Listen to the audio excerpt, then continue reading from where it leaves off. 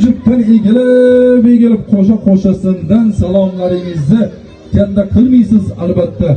Bu to'ylarni, nafaqat bu to'ylar, balki jamiyati to'ylarning eng baxtli insonlari onajonlarimiz, qaynonalar bo'ladi albatta.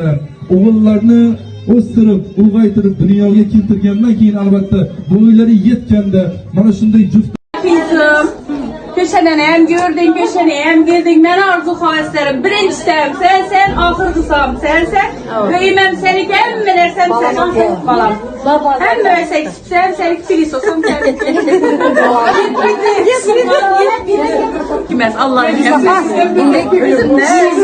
Gülenmez. Kızımız babasına. Oyunlar aynanı. Bazen girip kızıl güller diyeceksin. Gelin alıp çoğuluk söyleyesin. Şu öğlede uzak döran sürüyeceksin. Aylanın gelini tatlı boyundan. Divanına ak pişanı kurulay. Divanına tünden bağlı asılgay. Etrafında oğlu kızın oynagay.